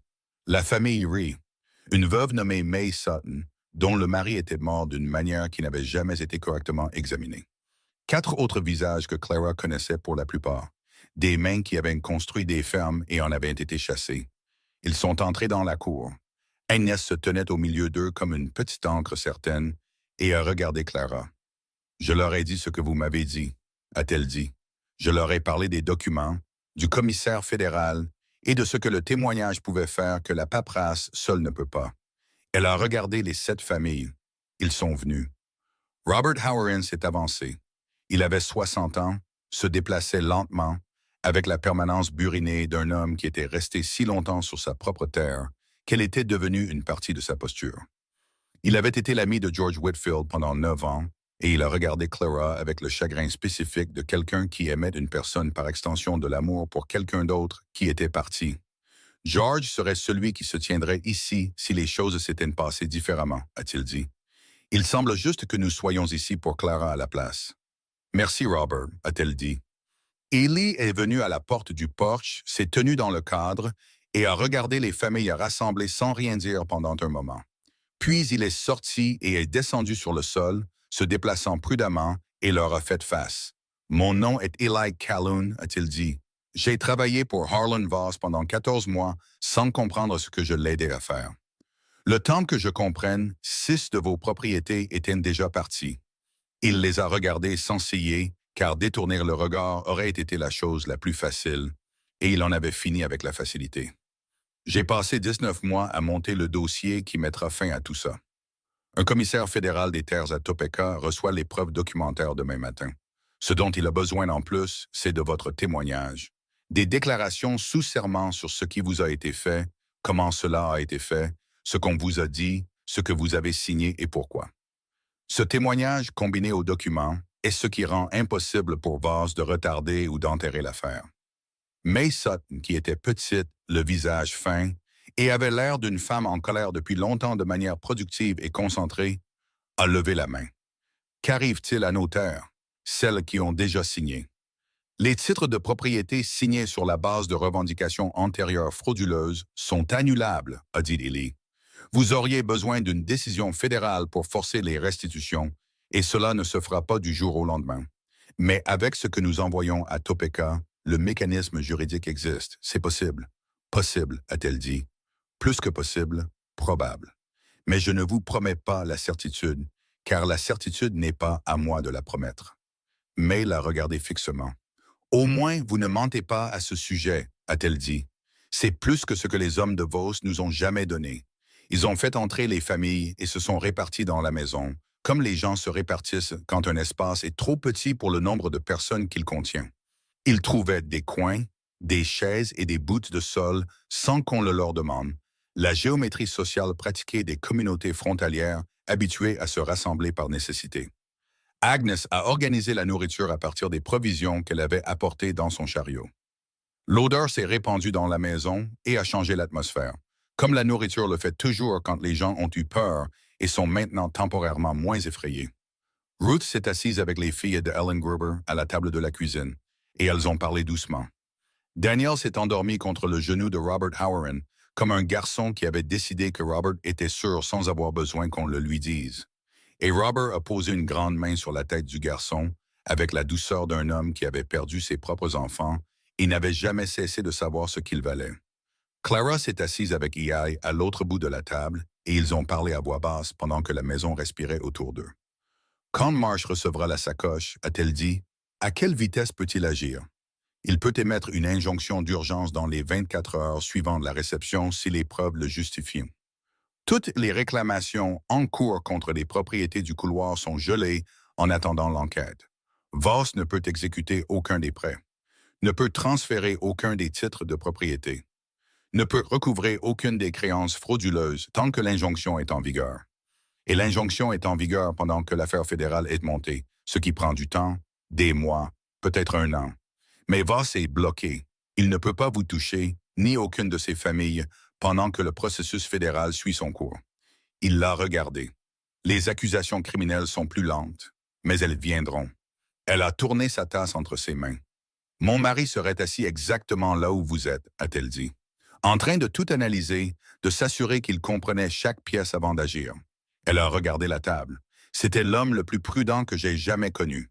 Il a monté un meilleur dossier de preuves que la plupart des enquêteurs formés ne l'auraient fait, a dit Eli. Depuis l'intérieur d'un litige foncier, sans accès aux archives de la compagnie, il a trouvé la même fraude que j'ai trouvée de l'intérieur. Il a fait une pause.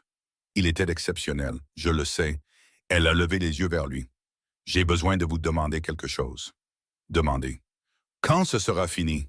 Quand Marsh aura les preuves et les témoignages, que l'injonction sera déposée et que Voss sera bloqué. Elle l'a regardé avec toute l'attention directe qu'elle accordait aux choses qui comptaient. Qu'est-ce qui vous arrivera? Il a soutenu son regard. Il y aura peut-être une déposition fédérale. Je devrais donner mon propre témoignage. Il y aura peut-être des conséquences de la part de l'agence pour la manière dont j'ai obtenu les copies des dossiers. Il est resté silencieux un moment. J'ai fait la paix avec les conséquences. Ce n'est pas ce que j'ai demandé, a-t-elle dit. Le bruit de la pièce les entourait. La voix d'Agnes, la voix d'Ellen Gruber, le murmure bas de Robert Howard à Daniel endormi, la lampe faisant son petit bruit régulier. « Je ne sais pas encore, a dit Ellie, honnêtement. J'avance vers ce point depuis 19 mois et je n'ai pas beaucoup pensé à l'après. » Il a regardé ses mains sur la table. « Je n'ai nulle part en particulier qui m'attend. » Clara a réfléchi à cela. Puis elle s'est levée, a pris les sacs et les a portés à l'évier. Et c'est tout ce qu'elle a dit à ce sujet, ce qui n'était pas la même chose que de n'avoir rien de plus à dire. À l'extrémité sud de la route de Caldwell, dans une chambre d'hôtel au-dessus du saloon, l'homme au manteau épais composait une deuxième lettre à Harlan Voss. Celle-ci était plus courte que la première, et son contenu n'était pas ce que Voss voulait entendre. Et au relais, 14 familles se sont installées contre l'obscurité et ont attendu le matin. Et les documents à Topeka continuaient leur route dans la nuit, entre les mains compétentes de Junior Hicks. Et Clara Whitfield était assise sur sa chaise près de la fenêtre, la Winchester sur ses genoux, et surveillait la route, et ne dormait pas. Elle était toujours là quand le ciel a commencé à pâlir à l'est. Elle était toujours là quand, aux premières lueurs grises, le son d'un seul cheval est venu du sud à une allure qui n'était pas menaçante, qui était mesurée et délibérée. Elle s'est levée, a levé le fusil et a surveillé le portail. Le cavalier qui l'a franchi n'était pas un des hommes de Voss. Il portait un insigne fédéral, il était seul et il a levé une main, paume ouverte, en franchissant le portail. La manière dont les gens le font quand ils veulent clarifier avant tout qu'ils ne sont pas venus pour prendre quoi que ce soit. « Madame Whitfield, a-t-il dit, mon nom est adjoint Marshal Cole Reeves, juridiction fédérale. J'ai un message du juge Elias Marsh à Topeka. » Il a sorti une enveloppe de son manteau, lentement et délibérément. « Votre cavalier l'a atteint hier soir. Il dit de vous dire que l'injonction a été déposée à minuit. » Clara a baissé le fusil. À l'intérieur de la maison, Agnes Beaumont a entendu les mots par la fenêtre et posé la casserole qu'elle tenait, a mis ses deux mains à plat sur le comptoir et a incliné la tête un instant. La manière dont une personne le fait quand quelque chose qu'elle a porté très longtemps est enfin déposé. L'adjoint Marshal Cole Reeves était plus jeune que son insigne ne le suggérait, quelque part dans la fin de la vingtaine, avec la manière prudente et vigilante d'un homme qui avait appris tôt qu'entrer dans des situations inconnues exigeait de lire la pièce avant d'ouvrir la bouche. Il a lu correctement le relais Whitfield. Il est descendu de cheval sans qu'on le lui demande, a attaché son cheval au poteau du portail et a attendu que Clara vienne à lui plutôt que de marcher vers elle, ce qui lui a donné une indication utile sur son jugement. Elle est descendue des marches du porche, a pris l'enveloppe, l'a ouverte et l'a lue, debout dans la pâle lumière du matin, pendant que l'adjoint gardait sa position et ne disait rien. L'injonction était réelle. La signature du juge Elias Marsh en bas, le sceau fédéral pressé dans le papier, le langage précis et sans ambiguïté. Toutes les réclamations, dépôts, prêts et procédures de transfert de titres en cours, initiées par ou au nom de la Kansas Territorial Land and Development Company contre des propriétés le long du couloir ferroviaire, étaient gelées à compter de minuit, en attendant une enquête fédérale complète sur les allégations de fraude foncière, de falsification de documents et d'abus de la procédure judiciaire territoriale. Pas de transfert, pas de recouvrement, pas d'exécution d'aucune sorte jusqu'à ce que le tribunal fédéral en décide autrement. Clara l'a lu 2 fois, puis elle l'a plié soigneusement et l'a tenu à son côté. « Comment êtes-vous arrivé si vite ?» a-t-elle dit. « Le juge Marsh m'a envoyé à l'heure même où votre cavalier est arrivé », a dit Reeves. « J'ai chevauché toute la nuit. » Il la regarda fixement. Le juge voulait que quelqu'un soit ici avant que Voss ne puisse réagir à la nouvelle. Les nouvelles vont vite dans ce territoire quand il s'agit d'argent et de terre. En effet, a dit Clara. Entrez. La maison s'est réveillée d'elle-même alors qu'il franchissait la porte. La manière dont une maison pleine de gens se réveille par étapes, une personne s'agitant, puis une autre, les voix basses au début, puis plus fortes à mesure que la nouvelle se propageait de bouche à oreille dans chaque pièce. Agnes a pris l'injonction des mains de Clara, l'a lue elle-même, puis l'a lue à haute voix aux personnes rassemblées dans la cuisine. Sa voix était mesurée et claire, ne se pressant sur aucun mot, donnant à chaque phrase tout son poids. Quand elle a fini, la pièce est restée silencieuse un moment. Puis Robert Howerin a dit depuis le coin où il était assis avec Daniel encore à moitié endormi contre son genou. « Est-ce que c'est suffisant? »« Ça l'arrête, » a dit Eli. Il était sorti de la chambre du fond au son des voix et se tenait dans l'embrasure de la porte, la main sur le côté, les yeux plus clairs qu'ils ne l'avaient été depuis son arrivée. Chaque dépôt frauduleux est gelé. Il ne peut toucher aucune de ses propriétés pendant que l'affaire fédérale est montée. Et l'affaire fédérale, avec ce qu'il y a dans cette escoche et ce que vous pouvez mettre dans des déclarations sous serment, n'est pas une affaire dont Arlen Voss se sortira. Ce n'est pas ce que j'ai demandé, a dit Robert. Il a regardé Eli avec la franchise patiente et inflexible d'un vieil homme qui avait cessé d'accepter les réponses partielles quelque part dans la cinquantaine. J'ai demandé si c'était suffisant pour tout. Pour la terre qui est déjà partie, pour les familles qui ont déjà signé. Est-ce que c'est suffisant pour la récupérer? Eli l'a regardé. La base pour la récupérer, a-t-il dit. Je ne vous dirai pas que c'est automatique ou rapide. Les restitutions fédérales prennent du temps, elles nécessitent un juge prêt à les ordonner et qu'elles impliquent que les avocats de Voss se battent sur chaque centimètre, car c'est pour cela que ces avocats sont payés. Il a fait une pause. Mais le fondement juridique est cela. Pour la première fois, le fondement juridique est cela. Ce qui n'était pas possible hier est possible aujourd'hui. Robert Howerin a regardé ses mains, qui étaient les mains d'un homme qui avait construit quelque chose à partir de rien, et l'avait perdu, et à qui on demandait de croire en la possibilité de construire à nouveau. Il est resté silencieux un long moment. Puis il a hoché la tête une fois, le hochement de tête d'un homme qui décide de croire quelque chose de difficile parce que l'alternative est pire. D'accord, a-t-il dit. D'accord, alors. May Sutton demandait déjà à l'adjoint Reeves des détails sur le processus de déclaration sous serment avant que Robert n'ait fini son hochement de tête. Elle avait une franchise qui rappelait un peu à Clara Seldagnes, une femme qui avait converti le chagrin en mouvement vers l'avant des années auparavant et n'avait jamais regardé en arrière. Reeves a répondu à ces questions avec soin et professionnalisme, sortant un portefeuille en cuir de sa sacoche et étalant les formulaires que le juge Marsh avait envoyés, préparés à l'avance. Car Elias Marsh était le genre d'homme qui anticipait ce qui était nécessaire avant qu'on ne le demande.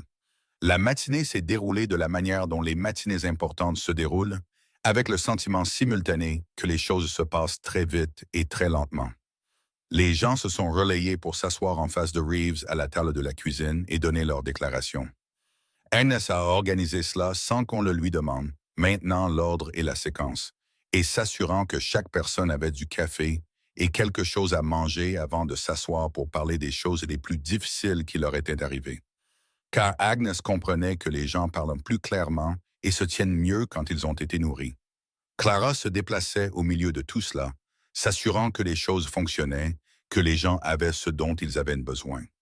De la même manière qu'elle se déplaçait toujours sur sa propriété et dans son travail, avec la compétence stable et calme de quelqu'un qui avait depuis longtemps cessé d'attendre que quelqu'un d'autre prenne les choses en main. Et quelque part au milieu de tout cela, elle s'est retrouvée debout à la fenêtre de la cuisine, regardant la même route qu'elle avait surveillée toute la nuit. Et elle s'est laissé sentir un instant le poids total de 14 mois. Le chagrin, la peur, la pression juridique, la sécheresse, la solitude et le travail. Tout cela. Et puis elle a laissé cela se transformer en quelque chose de différent. Pas disparu, jamais entièrement disparu, mais changé de forme. De la manière dont une cicatrice change la peau sans l'effacer. Ruth est apparue à côté d'elle à la fenêtre. « Maman, Junior va s'en sortir, n'est-ce pas? Il n'a pas d'ennui pour avoir transporté ses papiers. Il n'a pas d'ennui. Il a fait exactement ce qu'il fallait faire. » Clara a regardé sa fille. Il l'a très bien fait. Ruth s'est appuyée contre le bras de sa mère, ce qu'elle n'avait pas fait depuis un moment, étant arrivée à l'âge où l'indépendance était un point d'une certaine importance. Clara a mis son bras autour des épaules de sa fille et l'a tenue sans en faire toute une histoire. Et elles sont restées comme ça un moment, regardant la route dans la lumière du petit matin. « Papa l'aurait aimé, » a dit Ruth. « Ellie, je veux dire. » Clara est restée silencieuse un moment. « Qu'est-ce qui te fait dire ça? » Papa disait toujours que le meilleur genre d'homme est celui qui continue d'avancer même quand ça lui coûte, même quand il n'y a pas d'applaudissements pour ça. Ruth a levé les yeux vers elle. Eli fait ça depuis 19 mois et personne ne le savait. Il ne le faisait pas pour que quelqu'un le sache. Clara a regardé la route. Non, a-t-elle dit, il ne le faisait pas. Ruth est retournée à la table et Clara est restée à la fenêtre un moment de plus, Puis elle est allée trouver Eli. Il était dans la chambre du fond, pas au repos. Il était assis sur le bord du lit de camp, la sacoche ouverte, la parcourant méthodiquement, vérifiant que chaque document était présent et correctement ordonné avant que Reeves ne la prenne sous garde fédérale. Son visage était concentré et précis, comme il l'était quand il faisait un travail qui exigeait une attention totale. Il a levé les yeux quand Clara est entrée, avec la même attention pleine et calme qu'il accordait à tout ce qui la concernait. L'adjoint Reeves doit prendre la sacoche, a-t-elle dit. Je le sais. J'ai presque fini. Il a brandi 2 documents pliés. Ce sont les confessions des arpenteurs. Aldrich et un homme nommé Pruitt qui ont signé 2 des fausses revendications antérieures. Le bureau de Marsh voudra les contacter directement. Ils sont tous les 2 encore dans le territoire. Il les a remis en place, a fermé la sacoche et l'a tendue. 19 mois. Il a dit, pas à elle en particulier, mais à la sacoche ou à ce qu'elle représentait. Ça n'a pas l'air de grand-chose. Ça a l'air d'être suffisant, a-t-elle dit. Elle a pris la sacoche, il s'est levé lentement, et elle l'a regardé trouver son équilibre. De la manière dont elle l'avait observé trouver son équilibre depuis 2 jours, jaugeant ce qui tenait et ce qui ne tenait pas. Son côté allait mieux. Pas bien, pas du tout bien, mais mieux. Il ne rouvrirait pas la suture en marchant jusqu'à la cuisine. Après que les déclarations soient faites, a-t-il dit, Reeves voudra vous parler spécifiquement de George, de la lettre, de la boîte en fer blanc, de la séquence des événements qui ont mené à cela. Il l'a regardé.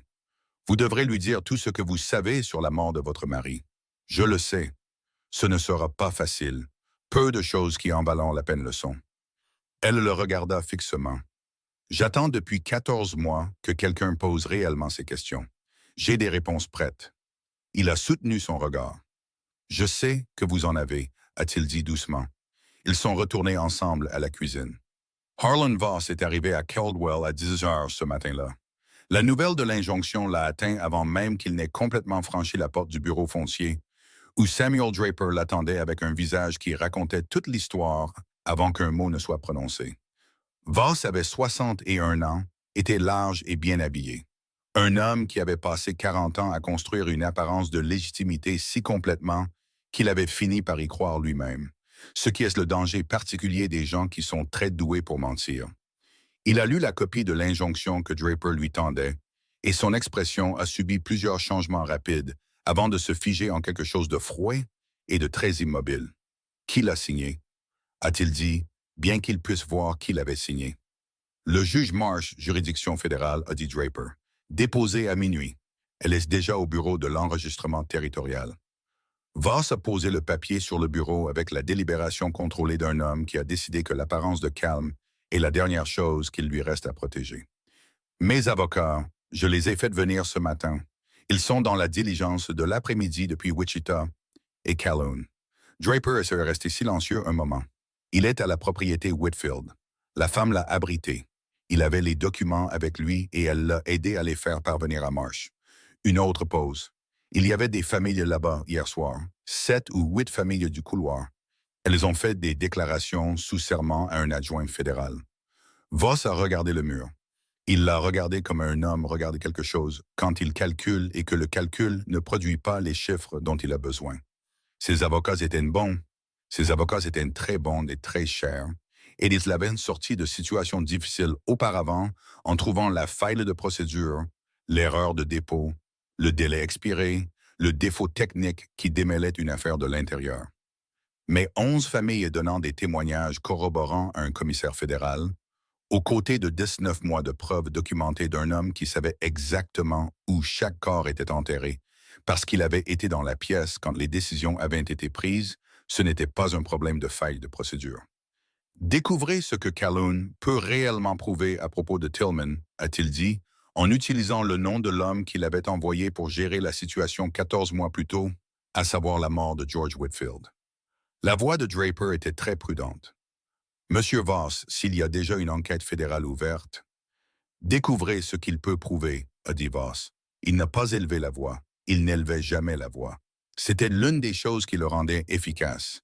Et c'était aussi, Draper l'avait compris au cours de 4 années de travail pour lui, l'une des choses qui le rendait effrayant. C'est tout ce que j'ai dit.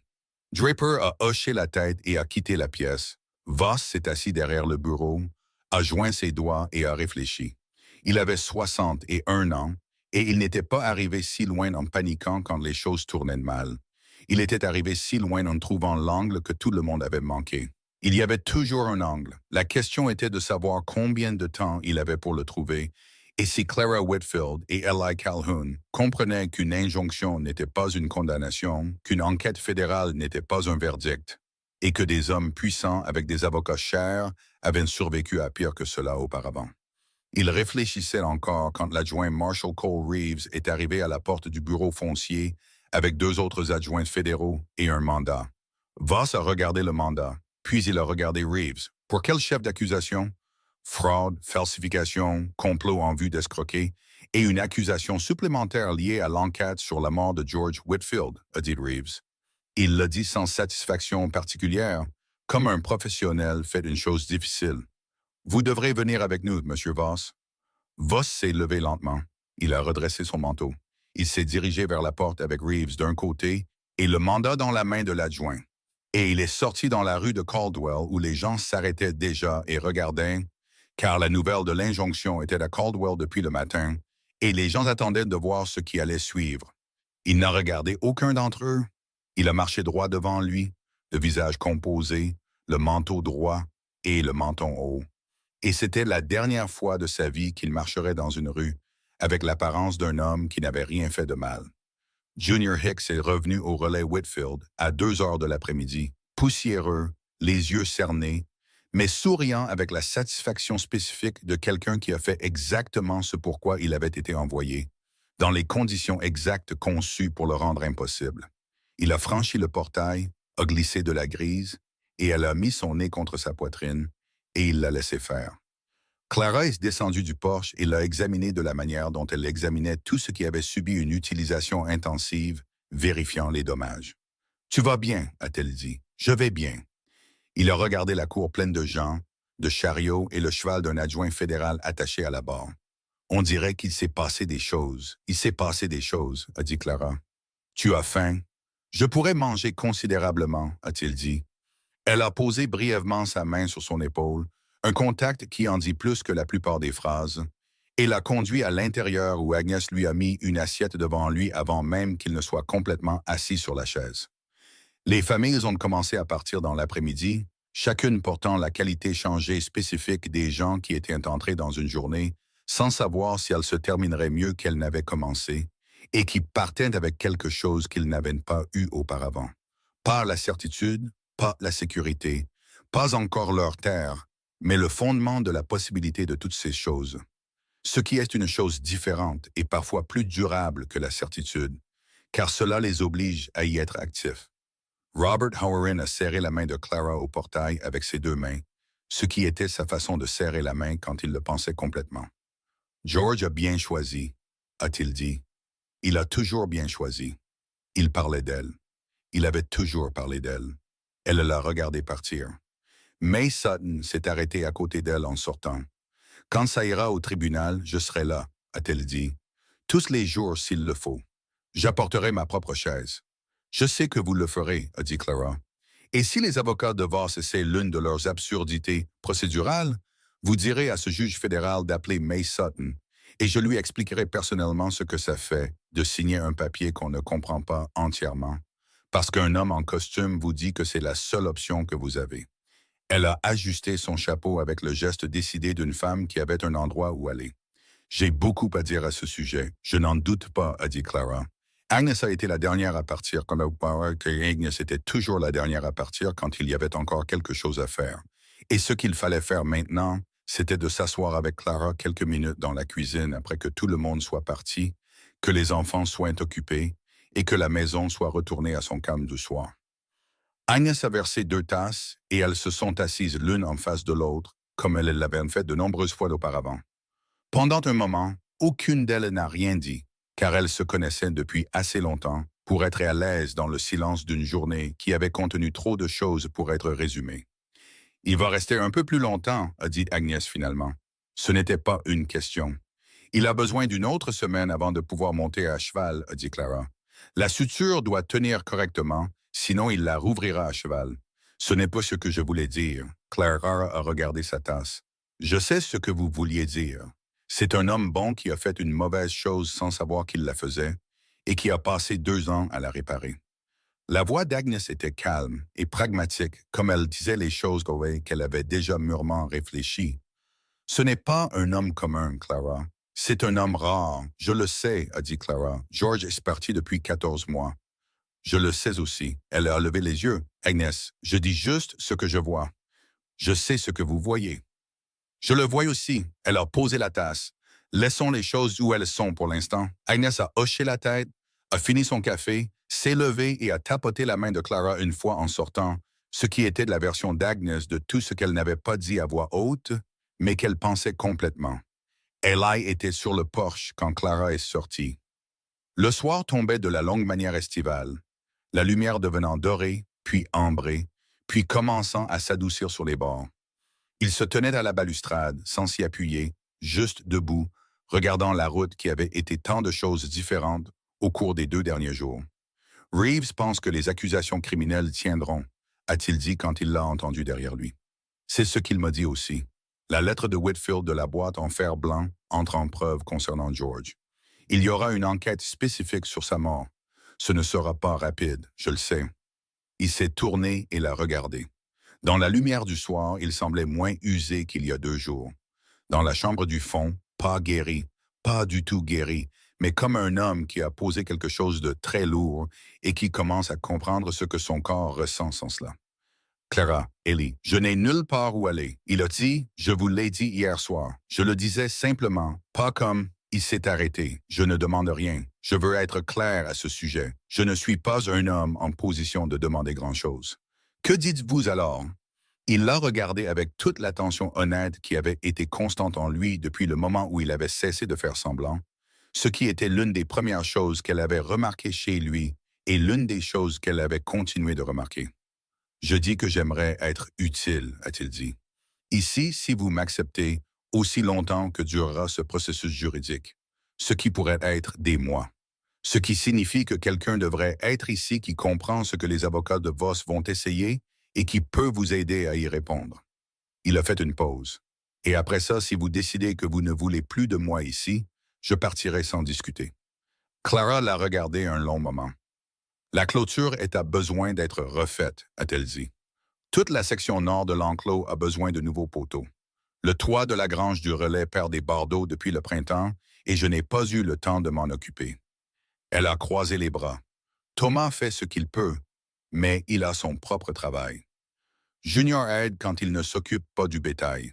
Aucun d'eux ne sait ce que les avocats de Voss vont essayer. Elle a soutenu son regard. Il vous faudra mériter votre place. Je ne transporte pas de passagers. Je sais ça de vous, a-t-il dit. Et vous me rendrez des comptes sur cette propriété, pas l'inverse. Je ne voudrais pas qu'il en soit autrement. Elle a décroisé les bras. Alors vous restez, a-t-elle dit, jusqu'à ce que le processus juridique soit terminé et que nous voyons ce qui vient après. Daniel est entré à ce moment-là avec le timing spécifique d'un garçon de 9 ans qui a écouté par la fenêtre et a décidé que c'était un moment approprié pour apparaître. Il a regardé Ellie. « Vous restez? »« Je reste, » a dit Eli. Daniel a réfléchi à cela avec la brève et sérieuse délibération qu'il appliquait aux choses importantes. « Bien, » a-t-il dit, « parce que les poteaux de clôture ont besoin de quelqu'un de grand, et maman les faisait elle-même, et c'est trop. » Il est retourné à l'intérieur aussi brusquement qu'il était sorti. Quelque chose a changé sur le visage d'Eli, ce presque sourire à nouveau, plus plein cette fois. Et Clara l'a regardé et a pensé à ce que Ruth avait dit, que leur père aurait aimé cet homme. Et elle a pensé que Ruth avait probablement raison. Et elle a pensé que George Whitfield, qui avait été l'homme le plus prudent qu'elle ait jamais connu, avait aussi été le plus généreux de cœur. Et que cette générosité ne mourrait pas quand une personne mourait. Elle vivait dans les gens qui avaient été façonnés par elle, dans la patience vigilante de Ruth et l'honnêteté directe de Daniel, et dans la propre capacité de Clara à laisser quelque chose de difficile à traverser sans détruire ce qui se trouvait de l'autre côté. Elle a pensé à la lettre dans la boîte en fer blanc. Elle a pensé à George assis dans la grange du relais la nuit, seul, passant en revue ses preuves, les rangeant, confiant que si quelque chose arrivait, elle les trouverait. Elle a pensé au fait qu'il avait eu raison à ce sujet, comme il avait eu raison sur la plupart des choses, et qu'avoir raison n'avait pas été suffisant pour le sauver, mais s'était avéré suffisant pour compter. Ce qui était parfois tout ce qu'il restait à espérer. Elle en ferait le deuil pour le reste de sa vie. Elle le savait, et elle ne faisait aucune prétention contraire. Mais le deuil et l'avancée dans la vie n'étaient pas des opposés, et George le savait aussi. Et s'il lui avait laissé autre chose que 2 enfants, un relais et une boîte de preuves, il lui avait laissé la compréhension que la bonne réponse à la perte n'était pas d'arrêter de construire plus soigneusement et avec de meilleurs matériaux. Ruth est venue à la porte. Le souper, a-t-elle dit. Ils sont entrés. Le relais Whitfield se tenait sur ses 3 acres dans le crépuscule d'été du Kansas, avec sa clôture ayant toujours besoin de travaux et le toit de sa grange manquant toujours de bardeaux. Avec 31 $ dans une boîte en fer blanc derrière le sac de farine, une injonction fédérale sur le mur, et une table mise pour 4. Et Clara Whitfield était assise à sa tête, de la même manière qu'elle était assise à la tête de tout dans sa vie. Le dos droit, les yeux clairs, avec ses enfants d'un côté et un homme qu'elle commençait seulement à connaître de l'autre. Et le long, difficile, irréversible travail de l'avenir s'étalait devant elle, comme une route qu'elle avait déjà décidé d'emprunter. Elle avait mérité chaque centimètre de ce qu'elle était sur le point de construire, et elle n'allait pas en gaspiller un seul jour.